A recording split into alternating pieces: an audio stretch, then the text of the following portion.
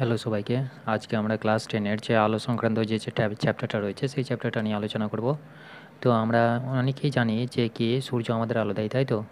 কিন্তু এই আলোটা আসলে কি? এই যে আলোটা আসছে সেটা কি এক ধরনের সাদা আলো, তাই তো? সেটা থেকে আমরা জানি কি একটা সাদা আলো আসছে, সেটা যখন প্রিজমের মতো দিয়ে পড়ছে তখন সেটা 7টা রঙে বিভক্ত হয়ে যাচ্ছে, যেটাকে আমরা বলি বিন্যাস কালার, তাই তো? তাহলে এই যে আলো, সেই আলোটা আসলে কি সেই জিনিসটা আমরা জানবো। তো এই যে আলোটা কি চোখে দেখা যায়? আচ্ছা বলো তো, সূর্য থেকে যখন আলো আসে, যখন সূর্য, এটা ধরো সূর্য থেকে যখন আলো আসে, এই যে সূর্যটার কী আছে, নিজস্ব আলো আছে, তাই তো? তাহলে এটা যখন সূর্য নিজস্ব আলো থাকছে তখন তাকে যেটাকে বলা হয় সেটা হচ্ছে কি, তাকে লুমিনিয়াস বলা হয়। অর্থাৎ যেটা থেকে আমরা কি পাবো, আলো পাবো, অর্থাৎ যার কোনো নিজস্ব আলো আছে তাদেরকে কী বলা হয়, লুমিনিয়াস বলা হয়, ঠিক আছে? আর যাদের কোনো নিজস্ব আলো নেই তাদেরকে কী বলা হয়, নন লুমিনিয়াস, ঠিক আছে? তাহলে আশা করি এই দুটো বুঝতে পেরেছো। যাদের নিজস্ব আলো আছে তাদেরকে কী বলা হয়, লুমিনিয়াস বলা হয়, আর যাদের ক্ষেত্রে নিজস্ব আলো নেই তাদেরকে বলা হয় নন লুমিনিয়াস। এটা বাংলা লিখে দিয়েছি। তো এই যে লুমিনিয়াস আছে, লুমিনিয়াস থেকে আমরা কী পাচ্ছি, আলো পাচ্ছি, তাই তো? এইটা কী করছে, আলো। তো এই যে আলোটা আসছে, সেই আলোটা কি আমরা চোখে দেখতে পাচ্ছি? প্রশ্নটা তাহলে এটাই। তাহলে এই যে আলো থেকে আমরা যখন দেখতে পাচ্ছি কি সূর্যের আলোর নিচে যখন আমরা দাঁড়াচ্ছি তখন কী হচ্ছে, সেটা আমাদের মানে গাটাকে গরম করছে, তাই তো? কিন্তু আমরা আলোটাকে কি, আলোটা আমি দেখতে পাচ্ছি না, কিন্তু আমরা অনুভব করছি যে এই সেই আলোটা আসার কারণেই আমার কী হচ্ছে, গাটা গরম হয়ে যাচ্ছে, তাই তো? তাহলে এই যে একটা যেমন তাপ, যে কোনো মানে এই যে সূর্য থেকে যে তাপটা আসছে সেই তাপটা কী করছে, তুমি একটা জল গরম করছো পাত্রে, তাহলে এই যে জল গরম হচ্ছে, সেই গরম হচ্ছে, তাহলে এই যে তাপটা দিচ্ছি, তারপরে কী হচ্ছে, উষ্ণতা বাড়ছে, তাই তো? তাহলে এই যে উষ্ণতাটা বাড়ছে সেটা আমি কি দেখতে পাচ্ছি? কী করে বাড়ছে? যখন এই যে পাত্রটা আছে সেই পাত্রটার জলটা যখন আমি ফুটতে শুরু করছে তখন আমি বলতে পারছি যে কী হয়েছে, এটা থেকে তাপ পেয়ে কী হয়েছে, এই পাত্রটা কী হয়েছে, গরম হয়েছে, তাই তো? তাহলে এই যে গরম হয়েছে আমরা কী করছি, অনুভব করে বলতে পারছি, তাই তো? তাহলে এই যে তাপ কী হচ্ছে, একটা শক্তি সৃষ্টি করছে, তাই তো? তাহলে তাপ থেকে আমরা কী পারছি, বিভিন্ন রকমের ইঞ্জিন চালাতে পারছি, তাই তো? তাহলে তাপ শক্তিকে কাজে লাগিয়ে আমরা বিভিন্ন রকমের মোটর চালাচ্ছি এখন, তাই তো? এখন অনেক অ্যাডভান্স হয়ে গেছে। তাহলে এই যে আলো, সেই আলোটা থেকে কী পাচ্ছি, তাপ পাচ্ছি, কিন্তু এই তাপটা কী আসলে, তাপটা হচ্ছে এক ধরনের শক্তি, তাই তো? তাপকে আমরা কাজে লাগিয়ে কী করছি, বিভিন্ন রকমের ইঞ্জিন চালনা করতে পারছি, তাই তো? তাহলে এই যে ইঞ্জিন চলছে তাহলে কী হচ্ছে, একটা শক্তি সৃষ্টি হচ্ছে, সেই জন্য কী হচ্ছে, সে ইঞ্জিনটা কী হচ্ছে, সামনের দিকে এগিয়ে যেতে পারছে, তাই তো? তাহলে তাপ যেমন একটা শক্তি, কিন্তু আমরা কী করছি, তাপটাকে অনুভব করতে পারছি, কিন্তু তাপটাকে আমরা কখনো দেখতে পাচ্ছি? আসলে আমরা তাপটাকে দেখতে পাচ্ছি না। সেম এক ধরনের কি, সূর্য হচ্ছে একটা যে আলো দিচ্ছে, সেই আলোটা কী হচ্ছে, আলোটা হচ্ছে একটা শক্তি। এবার ধরে নাও এই যে সূর্যটা থেকে যে আলোটা আসছে, অর্থাৎ আলো সূর্য থেকে আসতে পারে বা বিভিন্ন রকমের কী থাকে, বিভিন্ন রকমের উৎস থাকতে পারে, যেমন বাল্বের আলো থাকতে পারে। তাহলে এই যে আলোটা পাচ্ছি সেই আলোটাকে যদি আমরা চোখে দেখতে পেতাম তাহলে কী হতো? দেখো, চোখে দেখতে পেলে কী হতো, তার একটা নিজস্ব ভর থাকতো, কি তাকে আমরা ওজন করতে পারতাম, তাই তো? কিন্তু আমরা কি আলোটাকে ওজন করতে পারি, মাপতে পারি? তাহলে সেটা থেকে আমরা মাপতে পারি না, তাই তো? তাহলে বলতে পারি যে এটার কোনো ভর নাই, আলো যেটা আছে সেটা হচ্ছে কি, ভরহীন, তাই তো? তাহলে এটা হচ্ছে ভরহীন। কিন্তু এই আলোটাকে কাজে লাগিয়ে আমরা কী করছি, বিভিন্ন রকমের মোটর চালাতে পারছি। মোটর চালিয়ে কী করতে পারছি, বিভিন্ন রকমের জল তুলতে পারছি, নিচু মানে গভীরে জল তুলতে পারছি। তাহলে এইটা থেকে কী তৈরি করছে, তাহলে এইটা এক ধরনের শক্তি, তাই তো? সেই শক্তি, তাহলে আমরা দেখতে পাচ্ছি যে আলো এক প্রকারের শক্তি, কিন্তু কি এর কোনো ভর নেই। এবার কথা হচ্ছে যে আলোটাকে আমরা দেখতে পাচ্ছি না, কিন্তু আমরা যে সমস্ত মানে পৃথিবীতে যে সমস্ত জিনিসগুলো দেখতে পাচ্ছি তা মানে সেগুলো তো আলোর প্রভাবেই দেখতে পাচ্ছি, তাই না? তাহলে আলোটা যদি দেখা না যায় তাহলে আমরা কী করব? সেটা তাহলে আমরা কী করতাম? তাহলে আমরা দেখতেই পাচ্ছি কেন? মানে আলোটা যদি আমি দেখতে না পেতাম তাহলে আশা করি সেগুলোকে দেখতে পেতাম না, তাই তো? অ্যাকচুয়ালি সেই মানে জিনিসটা হচ্ছে কি, আমরা প্রতিবিম্বটাকে দেখি, অর্থাৎ আলোর প্রভাবে মানে কোনো একটা বস্তুর উপর যখন আলো পড়ে সেই আলোটা যখন প্রতিফলিত হয়ে যায়, ধরে নাও এই একটা বস্তুর উপর কী করছে, সূর্য থেকে আলো যেটা পড়ছে সেটা যদি পড়ার পরে সেটা কী হচ্ছে, একটা প্রতিফলিত হয়ে যাচ্ছে, মানে সেই আলোটা আবার ফেরত আসছে সেই একই তলের মধ্যে, ঠিক আছে? তাহলে এই যে ফিরে এসে কী হচ্ছে, এখানে আমাদের ধরো একটা চোখ মানে আমরা এখানে চোখ দিয়ে দেখছি, তাহলে কী করছে, এই যে আলোটা আসছে, আসার পরে এই বস্তুটার উপর ধাক্কা খেয়ে আবার যখন আমরা মানে নিচে নেমে আসছে তখন কী হচ্ছে, আমরা সেইটাকে আমরা দেখতে পাচ্ছি কি, এই যে প্রতিফলিত রশ্মি, এই রশ্মিটার সাহায্যে আমি এই বস্তুটাকে দেখতে পাচ্ছি, কিন্তু অরিজিনাল আলোটাকে কি দেখতে পাচ্ছি? দেখতে পাচ্ছি না। এবার ধরে নাও এই যে বস্তুটা আছে, এই বস্তুটা যদি আলোটাকে পুরোটাকে সংগ্রহ করে নিত, অর্থাৎ খেয়ে ফেলতো, তাহলে কী হতো, সেই বস্তুটাকে আমরা দেখতে পেতাম? দেখতে পেতাম না, তাই তো? তাহলে মানে একটা সাধারণ উদাহরণ, যদি পৃথিবীতে ধরো সূর্যের মানে যেকোনো আলো যদি না থাকতো তাহলে কী হতো, চারিদিকে অন্ধকার হতো, আমরা কোনো কিছু দেখতে পেতাম না, তাই তো? তাহলে সেম যে যেটা দেখতে পায় সেটা হচ্ছে কি, আলোর প্রতিফলিত মানে প্রতিফলন, ঠিক আছে? যেটা দেখতে পাই সেটা হচ্ছে আলোর প্রতিফলনের ফলে মানে আলোক রশ্মি কোনো একটা বস্তুর উপর পড়ছে, সেই বস্তুটার প্রতিবিম্বটাকে আমরা দেখতে পাই চোখের সাহায্যে, তাই তো? তাহলে এই যে এই বস্তুটা যদি আমার আলো মানে যদি চোখে দেখা যেত তাহলে কী হতো, আমরা দেখেছি যে বিভিন্ন রকমের বস্তু আছে যাদেরকে আমরা চোখে দেখতে পাই তাদের কী থাকে, একটা নির্দিষ্ট ভর থাকে। তাহলে আলোর যদি ভর না থাকে তাহলে কী হবে, সেই আলোটা কোন দিকে যাচ্ছে বা কোন দিক দিয়ে হয়ে যাচ্ছে সেটা আমরা দেখতে পেতাম, তাই তো? তাহলে আলোটাকে যদি আমরা দেখতে পেতাম তাহলে আলোটা ধরো একটা মানে একটা ধরো তুমি কোনো একটা পাত্র রেখেছো, সেই পাত্রের মধ্য দিয়ে কী করছে, সেই আলোটা কীভাবে যাবে সেটা তুমি দেখতে পেতে, তাই তো? তাহলে সেই গতিটা পরিবর্তন করছে কীভাবে সেটা তুমি দেখতে পেতে, তাহলে কিন্তু দেখতে পাচ্ছ না কেন? আসলে আলোটাকে আমরা কী করি, দেখতে পাই না। আলোটার কী হয়, একটা ভরহীন শক্তি। আলোটাকে কী বলা হয়, একটা ভরহীন শক্তি, ঠিক আছে? এটাকে অনেক সময় বলা হয় কি, ফোটন। এটাকে বলা হয় ফোটন, ঠিক আছে? তাহলে এটা হচ্ছে কি, ভরহীন শক্তি, এবং একে আমরা কি বলি, ফোটন বলি। যেমন একটা হিটের মতো, ঠিক আছে? তাহলে এই যে প্রতিবিম্ব, প্রতিবিম্ব জিনিসটা কি? প্রতিবিম্ব জিনিসটা হচ্ছে, ধরে নাও তুমি আয়নার সামনে দাঁড়িয়ে আছো। আয়নার সামনে দাঁড়ালে পরে তুমি যে নিজের ছবিটা দেখতে পাও, যে ছবিটা দেখতে পাও সেটাই হচ্ছে কি, প্রতিবিম্ব। অর্থাৎ তোমার প্রতিবিম্ব হচ্ছে সেই ছবিটা। অর্থাৎ প্রতিবিম্ব মানে হচ্ছে ইমেজ। প্রতিবিম্ব অর্থাৎ ইমেজ, ঠিক আছে? তাহলে ইমেজ কথাটা আমরা সবসময় ব্যবহার করি, কিন্তু প্রতিবিম্ব কথাটা আমরা ব্যবহার করি না, তাই তো? তাহলে ইমেজ যেটা আমরা বলি সেটাই হচ্ছে কি, প্রতিবিম্ব। এবার ধরে নাও যে আয়নাটা রয়েছে, সেই আয়নাটা যদি আমাকে মানে মানে যে ধরে নাও আয়নার উপরে যদি আমি কোনো রকমের আলো, মানে বাইরে থেকে কোনো রকমের আলো যদি না দিতাম, হয়তো অন্ধকারে আমি আয়নাটা দেখছি, তাহলে কি আমি দেখতে পেতাম? তাহলে ছবিটাকে আমি দেখতে পেতাম না, তাই তো?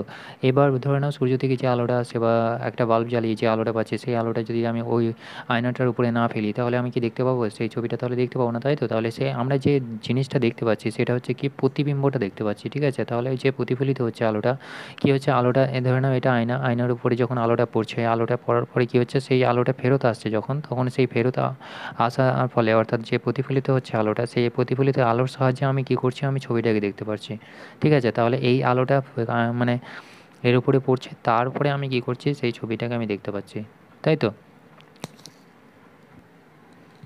এরপরে আমরা যেটা দেখব সেটা হচ্ছে কি, আলোর প্রতিফলক হিসাবে গলীয় তল, ঠিক আছে? তো এই যে আলোর প্রতিফলক হিসাবে গলীয় তল, তুমি একটা কী করো, এই যে তল সেটা বলছি যে প্রতিফলিত হচ্ছে, সেই গলিয়ে যে দর্পণটা সৃষ্টি হচ্ছে, এবার একটা ধরো নাও, তুমি একটা চামচ নাও, ঠিক আছে? এই যে প্রতিফলক গলীয় তলটা আমি নিয়ে পরে আলোচনা করছি। একটা চামচ নাও, ঠিক আছে? ঠিক আছে, একটা স্টিলের চামচ, সেটা দেখতে কেমন হয়, এরকম দেখতে হয়, তাই তো? তাহলে এই যে স্টিলের চামচ, সেটা কতগুলো তল পাওয়া যায়, একটা হচ্ছে ভেতরের তল, একটা হচ্ছে বাইরের তল, ঠিক আছে? এবার তুমি এই যে স্টিলের চামচটা নিয়েছো, এই চামচের সাহায্যে তুমি নিজের ছবিটা দেখার চেষ্টা করো। একটা পরিষ্কার একদম নতুন স্টিলের চামচ নিও, চামচের সাহায্যে কী করবে, নতুন জিনিস আমরা কী দেখতে পাই, ছবি দেখতে পাই, তাই তো? তাহলে এই যে ছবি দেখার চেষ্টা করো, দেখবে এই যে ভেতরের অংশটা আছে না, সেই ভেতরের অংশতে যে ছবিটা দেখতে পাবে সেটা হবে কি, মানে ছবিটা খুব একদম কি মানে খুব ছোট লাগবে, এবং কি হবে সেটা, মানে উল্টো হবে। মানে এই তুমি যদি এইদিকে মুখ করে দেখো, মানে এই দিক বরাবর মুখ করে দেখো, তাহলে তোমার মুখটা হবে কি, এই উল্টো হয়ে যাবে, ঠিক আছে? তাহলে তুমি যেদিক বরাবর মুখটা করে দেখবে সেটা হচ্ছে কি তোমার ঠিক উল্টো, মানে ইমেজটা যেটা তৈরি হবে সেটা হচ্ছে কি উল্টো হয়ে যাবে, ঠিক আছে? এরপরে তুমি যত কাছে গিয়ে যাবা, মানে ধরো তো যত কাছে যাবা তত কী হবে, ইমেজটা বড় হবে, এবং তার সাথে সাথে কী হবে, ইমেজটা বড় হওয়ার সাথে সাথে যে ছবিটা আছে সেই ছবিটা মানে সোজা হয়ে যাবে, ঠিক আছে? তো এটা তুমি বাড়িতে পরীক্ষা করে দেখতে পারো। একটা চামচ নাও, চামচ নিয়ে দেখো প্রতিবিম্বটা, অর্থাৎ যে প্রতিবিম্ব সৃষ্টি হচ্ছে, অর্থাৎ ইমেজটা যেটা সৃষ্টি হচ্ছে সেটা তুমি লক্ষ্য করো, দেখো কী দেখতে পাবে।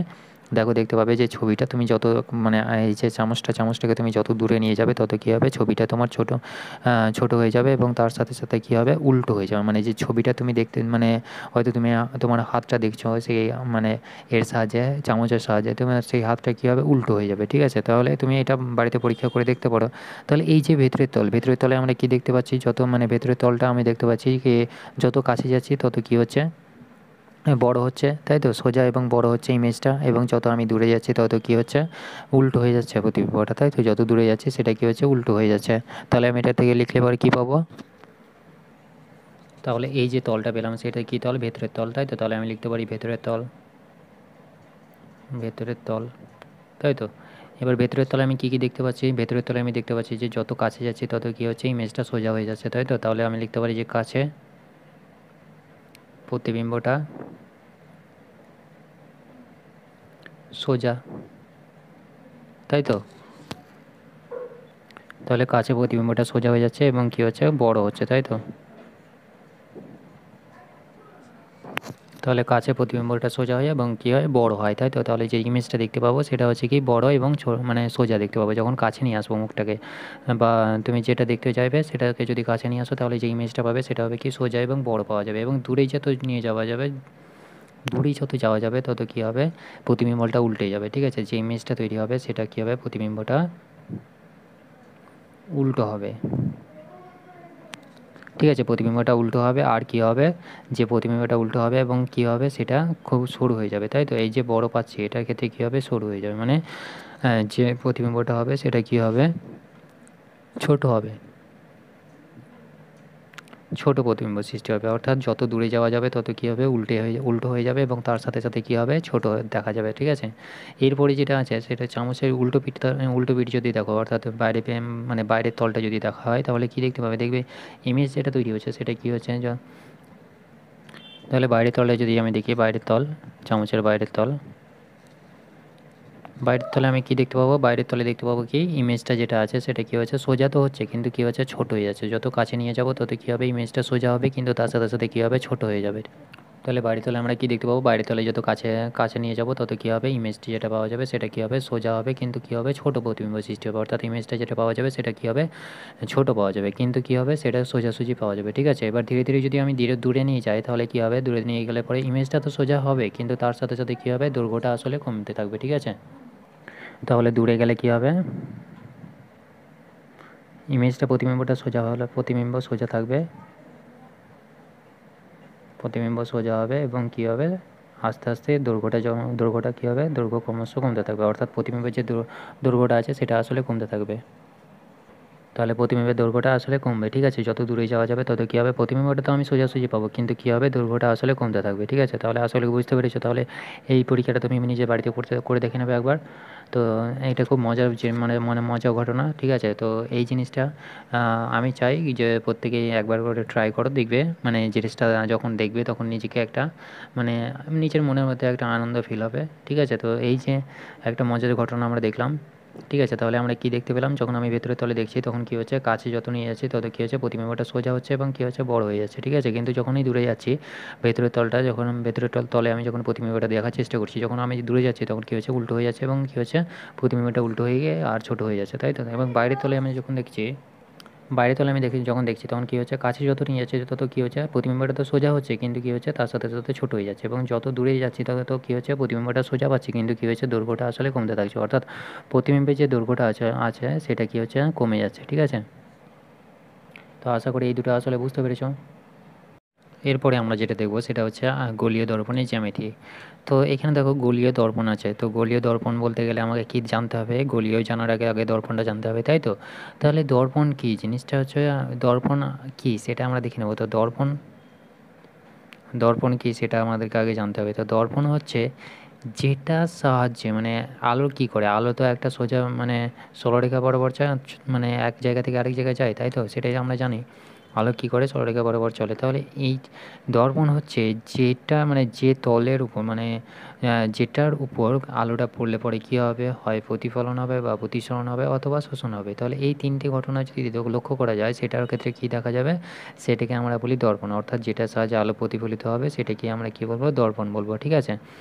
তো এই যে দর্পণ আছে তাহলে এবার প্রতিফলিত হচ্ছে, তাই তো? তাহলে দর্পণটা কী, দর্পণটা হচ্ছে আমাদের যেমন এক দর্পণের উদাহরণ বলতে গেলে আমরা যেমন আয়না ব্যবহার করি, তাই তো? তাহলে আয়নাটা কী হচ্ছে, একটা দর্পণের কাজ করছে, তাই তো? তাহলে দর্পণ বোঝা গেল আশা করি। তাহলে দর্পণ হচ্ছে কি, যেটার সাহায্যে আলো আবার প্রথম মাধ্যমে ফিরে আসে, অর্থাৎ একটা মাধ্যম থেকে আরেকটা মাধ্যমে যাওয়ার সময় সেই মাধ্যম দ্বারাই ধাক্কা খেয়ে আবার প্রথম মাধ্যমে ফিরে আসে যখন, সেটাকে বলবো আমরা কি, দর্পণ। তাহলে দর্পণটা বোঝা গেল। এবার গোলীয় দর্পণ কী, ঠিক আছে? গোলীয় দর্পণটা কী সেটা আমরা দেখে নেব। তো গোলীয় দর্পণ হচ্ছে, এইবার ধরো যে দর্পণটা আছে সেটা যদি মানে একটা তলের মানে প্রতিফলক যে মানে ধরে নাও একটা গোলীয় মানে দর্পণটা আছে সেটা হচ্ছে একটা গোলাকার দর্পণ, ঠিক আছে? তাহলে গোলাকার দর্পণ, ঠিক আছে? তো এরপরে দেখা যাচ্ছে যে এই প্রতিফলক যে তলটা পাচ্ছি সেটা কী হচ্ছে একটা গোলকের অংশ। মানে এইখান থেকে কী হচ্ছে এই পুরোটার সাহায্যে কী হচ্ছে আলোটা কী হচ্ছে প্রতিফলিত হবে, তাই তো? তাহলে প্রতিফলিত হবে হয় এদিকে যাবে কিংবা ওইদিকে এদিকে যেতে পারে, তাই তো? তাহলে কী হচ্ছে আলোটা প্রতিফলিত হচ্ছে। তাহলে এই যে প্রতিফলিত হচ্ছে সেটা যদি একটা গোলকের অংশ হয়, মানে একটা গোলকের অংশ যদি হয় সেটাকে আমরা কী বলবো গোলীয় দর্পণ, ঠিক আছে? তাহলে এটা তো একটা দর্পণ, তাহলে যে প্রতিফলক তলটা যদি একটা মানে একটা গোলকের অংশ হয় তাহলে সেটাকে বলবো আমরা কি গোলীয় দর্পণ, ঠিক আছে? তাহলে এটার সাহায্যে কী হচ্ছে আলোটা প্রতিফলিত হচ্ছে, তাই তো? তাহলে প্রতিফলক তল এটা, তাহলে এই তলটা কী হচ্ছে একটা দর্পণের কাজ করছে। এবার এই দর্পণটা যদি একটা মানে গোলকের অংশ হয় তাহলে সেটাকে আমরা কী বলবো গোলীয় দর্পণ, ঠিক আছে? তাহলে গোলীয় দর্পণ আর দর্পণের মধ্যে বোঝা গেল দুটোই আশা করি। তাহলে এরপরে আমরা দেখে নেবো যে এই যে গোলকে মানে গোলীয় দর্পণ আছে সেই গোলীয় দর্পণটাকে আমরা ভাঙলে পরে কী পাবো? এই যে গোলীয় দর্পণটা আছে এই গোলীয় দর্পণটাকে আমরা যদি ভাঙি তাহলে দেখো এটা গোলকের অংশ, তাই তো? এটা গোলীয় দর্পণ, তাহলে এটাকে যদি আমি মাঝামাঝি ভাঙি তাহলে কী পাবো? একটা দেখো এইটাকে যদি আমি মানে ওই সেই আগে যে স্টিলের চামচটার সাহায্যে দেখেছিলাম তাহলে এটা যদি আমি দেখে নিই তাহলে কী হবে? একটা এরকমভাবে পাবো, তাই তো? আর এই অংশটাকে কী পাবো? এই অংশটা আমি এরকম পাবো, তাই তো? তাহলে এইটা কি একটা ভেতরের তল পাচ্ছি, একটা কি হচ্ছে এটা বাইরের তল পাচ্ছি, তাই তো? একটা ক্ষেত্রে বাইরের তল পাচ্ছি, একটা ক্ষেত্রে ভেতরের তল পাচ্ছি, তাই তো? তাহলে এই যে চামচের সাথে আমি উদাহরণ দিলাম তাহলে তুমি হিসেব করে দেখো, দেখো দুটোর ক্ষেত্রে একই পাচ্ছি। এই যে ভেতরের তল যখন আমি ভেতরের তল পাবো সেটাকে কি বলবো আমরা? যে ভেতরের তলটা সৃষ্টি করবে সেটাকে কি আমরা কি বলবো? অবতল দর্পণ, ঠিক আছে? সেটাকে বলা হয় অবতল দর্পণ। অর্থাৎ চামচের যে ভেতরের অংশটা ছিল একটু আগে বললাম ভেতরের যে তলটা ছিল সেটাকে কী বলা হয়? অবতল দর্পণ। আর বাইরের যে তলটা অর্থাৎ এই সাইডে কী থাকবে? যখন অবতল হবে তখন কী হবে? সেটার সাহায্যে বাইরের সাহায্যে কী থাকবে? বাইরে প্রলেপ দেওয়া থাকবে। অর্থাৎ আমরা যে আয়নাগুলো ব্যবহার করি আয়নাতে কিসের প্রলেপ দেওয়া থাকে? সেটার ক্ষেত্রে আমরা দেখি যে রূপোর প্রলেপ দেওয়া থাকে, তাই তো? সেই জন্য আমরা কী থাকে একটা সাইডে সেটা প্রতিফলক হিসেবে দেখতে পাই। তাহলে এই যে মানে বাইরের তলটা যদি আমার প্রতিফলক তল হিসেবে কাজ করতো তাহলে সেটাকে আমরা কী বলতাম? উত্তল, উত্তল দর্পণ, ঠিক আছে? তাহলে সেম কি মানে চামচের ক্ষেত্রে যেটা দেখেছিলাম তাহলে এটা কী হবে? উত্তল দর্পণ। যে দর্পণ সৃষ্টি করবে সেটার নাম হবে উত্তল দর্পণ, ঠিক আছে? অর্থাৎ এর ভেতরের দিকটা কী হবে? ভেতরের দিকটা প্রলেপ দেওয়া থাকবে, ঠিক আছে? তাহলে উত্তল আর অবতলের মধ্যে পার্থক্য বোঝা গেল। তাহলে অবতলকে যেটাকে আমরা ইংরেজিতে সাহায্যে প্রকাশ করি অর্থাৎ এটা হচ্ছে কনকেভ, কনকেভ, ঠিক আছে? কেভ মানে হচ্ছে গুহা, অর্থাৎ গুহার ভেতরের অংশ। তাহলে আমরা এই ওয়ার্ডটার সাহায্যে আমরা দেখতে পাচ্ছি যে যখন ভেতরে থাকবে মানে ভেতরের তলটা নিয়ে আলোচনা হবে সেটাকে কী বলবো আমরা? সেটিকে আমরা বলবো অবতল দর্পণ, ঠিক আছে? তাহলে অবতল দর্পণ আশা করি বোঝা গেল। যখন ভেতরের তলটা থাকবে তখন সেটাকে বলবো অবতল দর্পণ এবং বাইরে যেটা সেটাকে কী বলা হয়? কনভেক্স বলা হয়, ঠিক আছে? তাহলে মানে একটা যদি বুঝে যাও তাহলে এটা হচ্ছে কনকেভ, কেভ মানে হচ্ছে গুহা। তাহলে এই যে ভেতরের অংশের মানে ভেতরে যে তলটা থাকবে সেটা যে ভেতরের তলটা যে সৃষ্টি হবে সেটাকে কী বলবো আমরা? অবতল দর্পণ, ঠিক আছে? এবং বাইরে যে দর্পণটা সৃষ্টি হবে সেটাকে আমরা কী বলবো? উত্তল দর্পণ, ঠিক আছে? তাহলে এটাকে কী বলা হয়? কনভেক্স বলা হয়। তাহলে এই যে আলোটা এক মাধ্যম থেকে আরেক মাধ্যমে যাচ্ছে অর্থাৎ আমরা দেখতে পাচ্ছি যে আলোটা কী হচ্ছে? সরলরেখা বরাবর একটা মাধ্যম থেকে আরেকটা মাধ্যমে যাচ্ছে। তাহলে এই যে একটা মাধ্যম থেকে আরেকটা মাধ্যমে অর্থাৎ এটা প্রথম মাধ্যম, এটা দ্বিতীয় মাধ্যম, ঠিক আছে? তাহলে এই যে প্রথম মাধ্যম থেকে দ্বিতীয় মাধ্যমে যাওয়ার সময় আলোর কতগুলো ঘটনা ঘটে সেগুলো হচ্ছে কি আলোর একটা প্রথম ঘটনা হচ্ছে আলোর প্রতিফলন ঘটে, আলোর প্রতিফলন। তিনটি ঘটনা দেখা যায়, প্রতিফলন, আরেকটা হচ্ছে শোষণ, ঠিক আছে? আরেকটা হচ্ছে শোষণ। আলোর প্রতিফলন, শোষণ আর একটা যেটা ঘটে সেটা হচ্ছে কি? সেটা হচ্ছে প্রতিসরণ, ঠিক আছে? প্রতিসরণ। তো আমরা প্রথমে আলোচনা করব আলোর প্রতিফলন। অর্থাৎ আলোর প্রতিফলন বলতে হচ্ছে আলোর প্রতিফলনটা হচ্ছে যদি আলোটা ধরো একটা মাধ্যম থেকে কী হচ্ছে আরেকটা মাধ্যমে যাচ্ছে, তাই তো? তাহলে এই যে আলোটা যদি এই মাধ্যমে গিয়ে আবার সেই মাধ্যমে ফিরে আসে তাহলে সেটিকে বলবো আমরা প্রতিফলন। এবার এই মাধ্যমে যদি ফিরে না আসে দ্বিতীয় মাধ্যম থেকে আবার দ্বিতীয় মাধ্যম দিয়ে যায় এবং রাস্তাটা কী হয়? রাস্তাটা যদি মানে অনেকটাই ডাইরেকশন যদি চেঞ্জ হয়ে যায় তাহলে সেটিকে আমরা বলবো প্রতিসরণ। এবার শোষণ কী জিনিস? শোষণ হচ্ছে যে পরিমাণে আলোটা প্রথম মাধ্যম থেকে দ্বিতীয় মাধ্যমে যাচ্ছে এবার দ্বিতীয় মাধ্যমে কিছু পরিমাণে আলো শোষিত হয়, ঠিক আছে? সেইটাকে বলতে হয় শোষণ। তাহলে বোঝা গেল এই তিনটে জিনিস। তাহলে আলোর প্রতিফলন বলতে কী হচ্ছে? একটা মাধ্যমে যাবে সেই মাধ্যমে আবার ফিরে আসবে, তাই তো? আর প্রতিসরণ মানে কি? একটা মাধ্যমে যাবে এবং তাহলে সেটা যদি প্রথম মাধ্যমে ফিরে আসে তাহলে সেটাকে কী বলবো? সেটাকে বলবো প্রতিফলন বলবো। আর যদি কিছুটা পরিমাণে শোষণ হয় তাহলে সেটাকে বলবো শোষণ এবং প্রতিসরণ কী বলবো? প্রতিসরণ হচ্ছে প্রথম মাধ্যমে যদি ফিরে না আসে, ঠিক আছে? অর্থাৎ দ্বিতীয় মাধ্যমে চলে যায় সেটাকে বলবো আমরা কি? প্রতিসরণ। তো আমরা যে বিষয় নিয়ে আলোচনা করবো সেটা হচ্ছে আলোর প্রতিফলন। এবারে আমরা আলোচনা করব কি আলোর প্রতিফলন। তো আলোর প্রতিফলন বলার আগে আমাদেরকে যে জ্যামিতিক কতগুলো সংজ্ঞা আছে সেই সংজ্ঞাগুলো জানতে হবে। যেমন বক্রতা কেন্দ্র আছে, তারপরে বক্রতা ব্যাসার্ধ আছে, তারপরে হচ্ছে মেরু বা প্রধান অক্ষ, ঠিক আছে, এইগুলো আমরা জেনে নেব। তাহলে আমরা কি দেখেছিলাম, একটা গোলীয় দর্পণ, গোলীয় দর্পণে যে জ্যামিতিক গোলীয় দর্পণে যে জ্যামিতি, সেটা থেকে আমরা কি দেখেছিলাম, একটা গোলক নিয়েছিলাম, সেখান থেকে আমরা কি পেয়েছিলাম, উত্তল দর্পণ আর অবতল দর্পণ, তাই তো। তাহলে এই যে উত্তল দর্পণ আর অবতল দর্পণ, তাহলে এই যে একটা গোলক সৃষ্টি হচ্ছে, তাহলে এই যে আমি যদি এইটাকে একটা তল ধরে নিই, হ্যাঁ, বাইরে এটাকে যদি আমি তল ধরে নিই, তাহলে এইটা হচ্ছে কেন্দ্র, তাই তো। তাহলে এই যে কেন্দ্রটা সৃষ্টি হচ্ছে, অর্থাৎ এটা কি কোনো গোলীয় দর্পণ থেকে যে গোলকের মানে যে কেন্দ্রটা সৃষ্টি হচ্ছে সেটাকে আমরা কি বলছি, এটা যদি আমি কি নাম দিই, এটাকে যদি আমি সি বলি, তাহলে এই যে সিটা সৃষ্টি হচ্ছে সেই সি সমান হচ্ছে কি কেন্দ্র, অর্থাৎ বক্রতা কেন্দ্র। বক্রতা কেন্দ্র অর্থাৎ গোলকের যে কেন্দ্র সেটাই হচ্ছে কি এই মানে এই যে তলটা হচ্ছে সেই তলটার কেন্দ্র, ঠিক আছে। অর্থাৎ কোনো গোলীয় দর্পণ যে গোলকের অংশ তার কেন্দ্রকে ওই দর্পণের কি বলা হয়, গোলকের যে অংশ, অর্থাৎ মানে এই যে গোলকের যে কেন্দ্রটা সেটাই হচ্ছে কি সেই দর্পণের কি দর্পণের বক্রতা কেন্দ্র, ঠিক আছে, অর্থাৎ গোলীয় দর্পণের বক্রতা কেন্দ্র। এবার ব্যাসার্ধ কী, তাহলে এইটাকে যদি আমি ব্যাস ধরে নিই, তাহলে এই বরাবর যে মানে ব্যাসার্ধ পাবো সেটাই হচ্ছে কি বক্রতা ব্যাসার্ধ।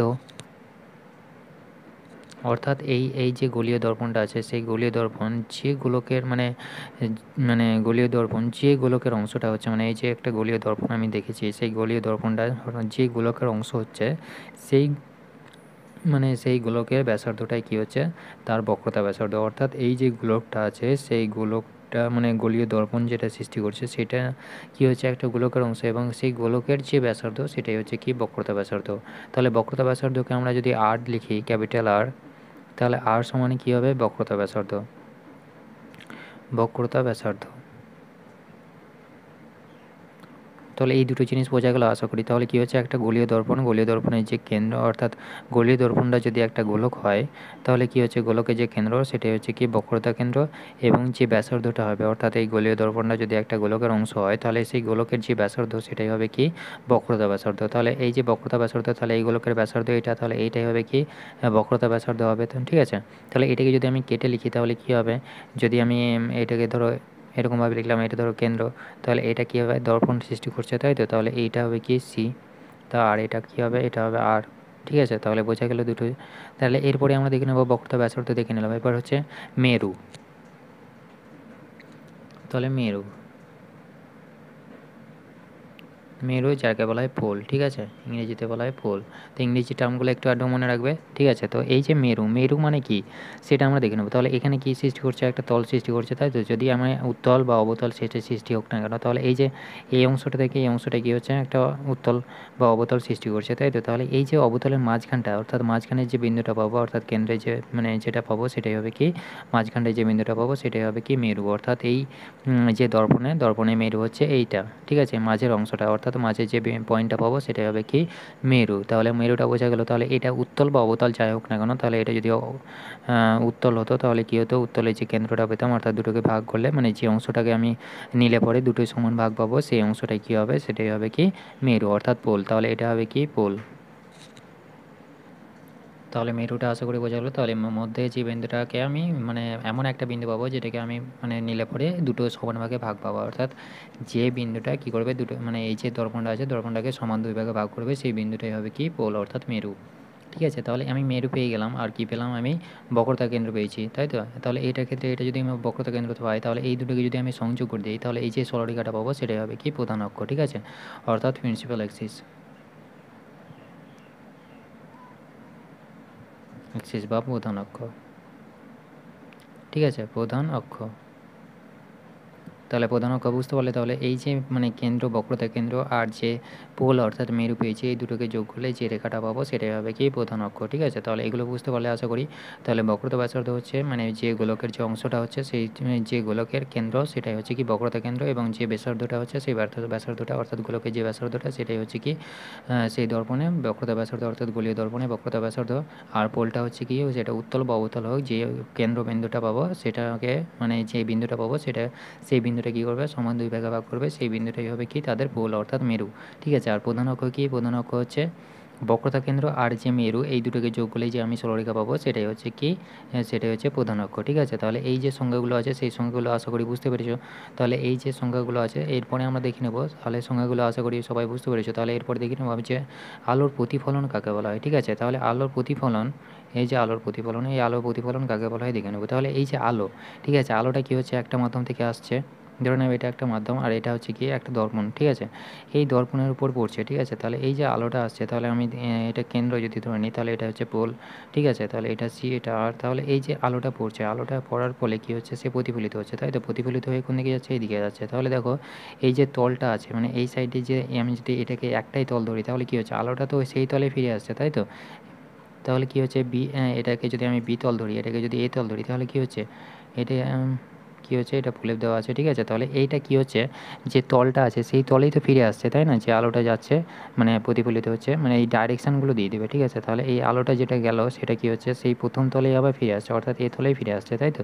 তাহলে এই যে এখান থেকে আমি যদি একটা অভিলম্ব আঁকি তাহলে কী পাবো, এই বড় বড় একটা অভিলম্ব পাবো, তাই তো। তাহলে কী বলছে দেখো, অভিলম্ব মানে কি, এই যে তুমি একটা বৃত্ত নাও, বৃত্তের যে কোনো বিন্দু থেকে, কেন্দ্রবিন্দু থেকে যদি আমি একটা অভিলম্ব টানি তাহলে কী হবে, এই দিক বরাবর পাবো, তাই তো। তাহলে যেখানে পাবো মানে কী বলো তো, এইখান থেকে কী হবে, এটা 90 ডিগ্রি হবে, তাই তো। আমি যদি এখানে নিই তাহলে কী হবে, এই দিক বরাবর যে অভিলম্বটা পাবো সেটা কী হবে, একটা মানে এটা হবে একটা কি, এই দিক বরাবর একটা সরলরেখা টানলে এটা হবে একটা অভিলম্ব, তাই তো, 90 ডিগ্রি অর্থাৎ সমকোণ। তাহলে আমি যদি এই পয়েন্টটা নিই তাহলে কী হবে, এই পয়েন্টটা থেকে এই পয়েন্টে কী হচ্ছে একটা মানে সরলরেখা টানলে পরে কী হবে, এটা হচ্ছে একটা অভিলম্ব সৃষ্টি করবে, তাই তো। তাহলে এই যে অভিলম্বটা সৃষ্টি হচ্ছে, তাহলে দেখো এটা কী হচ্ছে, আলো মানে প্রতিফলিত হচ্ছে, প্রতিফলিত হওয়ার পরে কী হচ্ছে, মানে আলো কী হচ্ছে, আলো আপাতিত হচ্ছে, আপাতিত হওয়ার ফলে কী হচ্ছে, প্রতিফলিত হচ্ছে, তাই তো। প্রতিফলিত হচ্ছে তাহলে কী হচ্ছে, সবগুলো কী হচ্ছে, যে অবিলম্ব হচ্ছে সেই অবিলম্বটা কী হচ্ছে, একটা তলে অবস্থিত করছে, তাই তো। তাহলে আমি বলতে পারি যে আলো যখন কোনো মাধ্যমের মধ্যে দিয়ে যেতে যেতে কী হচ্ছে, অন্য কোনো মাধ্যমের কী হচ্ছে, এটা হচ্ছে কি অন্য কোনো মাধ্যম, তাহলে অন্য কোনো মাধ্যমের উপরিতলে আপাতিত হচ্ছে, তাহলে কী হচ্ছে, আলোটা আপাতিত হচ্ছে, তাহলে এটা হচ্ছে আপাতিত আলো, আপাতিত আলো হচ্ছে, তাই তো। আপাতিত আলো যখন আপাতিত হচ্ছে তখন কী হচ্ছে, সেই আপাতিত আলোর কিছু অংশ কী হচ্ছে, অভিমুখ পরিবর্তন করে সে কী হচ্ছে, মানে অভিমুখ পরিবর্তন করে প্রথম মাধ্যমে ফিরে আসছে, তাই তো। অভিমুখ পরিবর্তন করে প্রথম মাধ্যমে ফিরে এলো, তাহলে প্রথম মাধ্যমে ফিরে আসার এই যে ঘটনাটা সেটাই হচ্ছে কি আলোর প্রতিফলন। ঠিক আছে, তাহলে আলোর প্রতিফলন যদি আমি লিখি সংজ্ঞা হিসেবে তাহলে কী হবে, আলো যখন কোনো মাধ্যমের মধ্য দিয়ে যেতে যেতে অন্য কোনো মাধ্যমের, মানে কী হচ্ছে, অন্য কোনো মাধ্যমে, এটা বি, তাহলে মাধ্যমের উপরিতলে আপাতিত হয়, এটা কী হচ্ছে, আপাতিত হলো, তাই তো। আপাতিত হয় তখন ওই যে পরিমাণে আলো আপাতিত হলো সেই ওই আপাতিত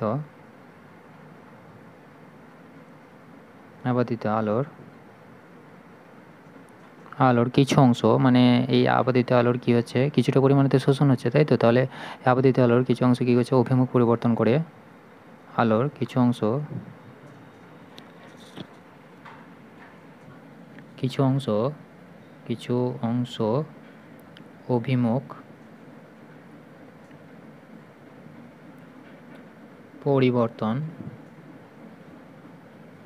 অভিমুখ পরিবর্তন করে কী করছে, সে প্রথম মাধ্যমে ফিরে আসে, তাই তো। তাহলে অভিমুখ পরিবর্তন করে সে প্রথম মাধ্যমে ফিরে আসছে, অর্থাৎ এই মাধ্যমে পরে ফিরে আসছে, তাহলে অভিমুখ পরিবর্তন করে প্রথম মাধ্যমে